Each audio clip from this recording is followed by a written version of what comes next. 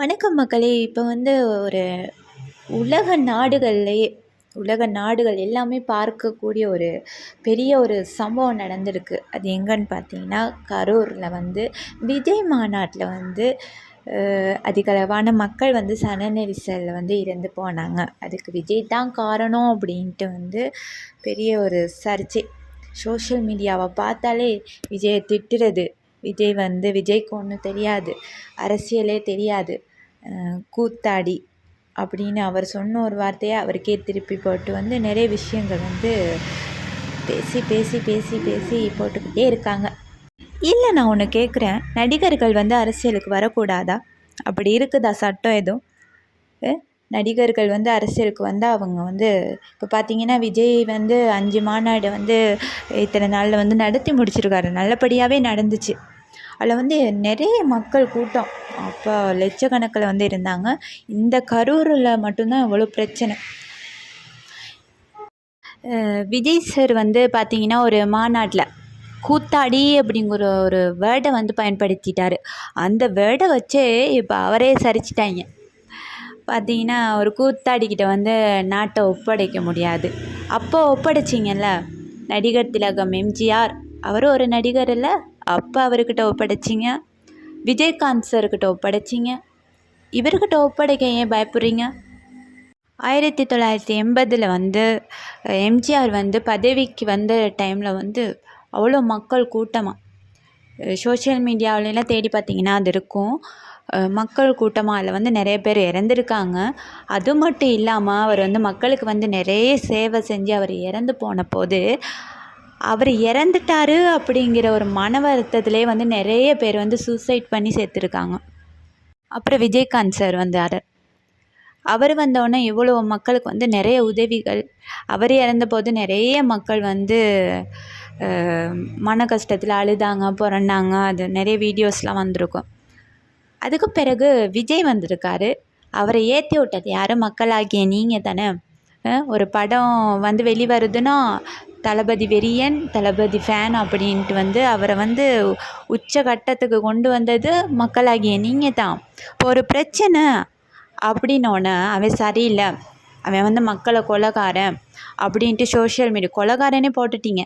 Social மீடியாவில் வந்து விஜய் ஒரு கொலைகாரன் அப்படின்னு போட்ட நீங்கள் தான் அப்போ வந்து விஜய் ரசிகன், விஜய் வெறியன் அப்படின்னு போட்டிங்க. அப்போ ஒரு மனுஷனை ஏற்றுறதும் நீங்கள் தான், அவனை வந்து கீழே தள்ளி மிதிக்கிறதும் மக்களாகிய நீங்கள் தான். இப்போ பேசுகிற நீங்கள் நிறைய ஹெல்ப் பண்ணியிருக்காரு சோஷியல் மீடியாவில். நானும் இப்போ பார்த்தபோது தான் தெரியுது அவர் எவ்வளோ ஹெல்ப் பண்ணியிருக்காருன்னு. அந்த டைம்லாம் பேசலையே. ஒரு மனுஷன் வந்து அரசியலுக்கு வந்தால் நிறைய எதிரிகள் உருவாகுவாங்க. அந்த எதிரிகள் மூலியமாக நிறைய பிரச்சனைகள் வரும். ஆனால் மக்களாகிய நம்ம தான் விழிப்புணர்வாக இருக்கணும். ஒரு மனுஷனுக்கு இவ்வளோ எதிர்ப்பு இருக்குதுன்னா அவன் தான் மக்களுக்கான சிறந்த தலைவன். எங்கே நல்லது நடக்க போகுதோ அங்கே கண்டிப்பாக ஒரு கெட்டது நடக்கும்னு சொல்லுவாங்கள்ல, அந்த மாதிரி தான் இதுவும். மக்கள் உங்களுக்கு நல்லது நடக்க போகுது, அதுக்கான ஒரு எச்சரிக்கை, ஒரு விஷயந்தான் இந்த கெட்டதுன்னு நினச்சிக்கோங்க. திடீர்னு ஒருத்தர் மேலே வந்து பழியை தூக்கி போடாதீங்க. அங்கே என்ன நடந்துச்சு, ஏது நடந்துச்சு?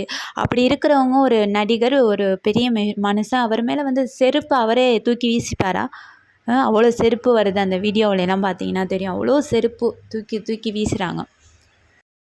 காந்தி வந்து சுதந்திரத்தை வாங்கி கொடுத்தாரு. சும்மாவா வாங்கி கொடுத்தாரு? இந்த மாதிரி பல எதிரிகள்னால மக்களை வந்து கொன்னாங்க. அவருக்கு நிறைய அவமானங்கள்.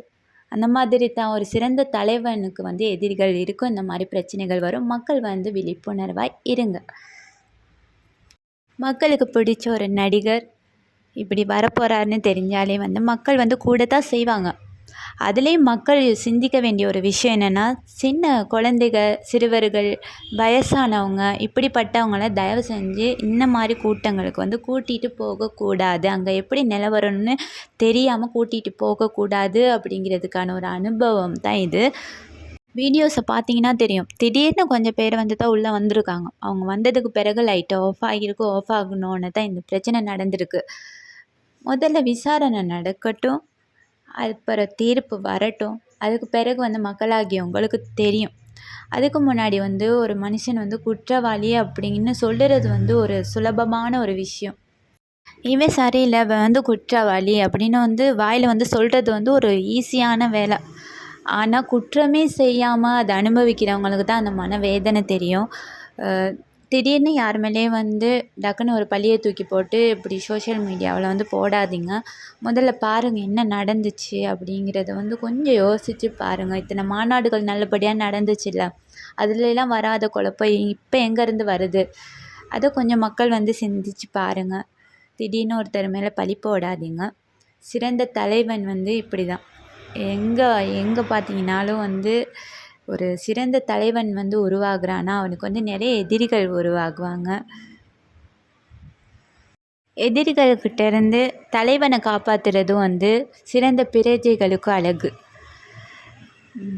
மக்களாகிய நீங்கள் விழிப்புணர்வாக இருங்க. ஒருத்தர் வந்து ஆட்சிக்கு வர முன்னாடியே வந்து அவருக்கு வந்து அரசியல் தெரியாது, படிக்க தெரியாது, பேச தெரியாதுன்னு அவர் மேலே குற்றம் சுமத்தாதீங்க. விழிப்புணர்வாக இருங்க மக்களே.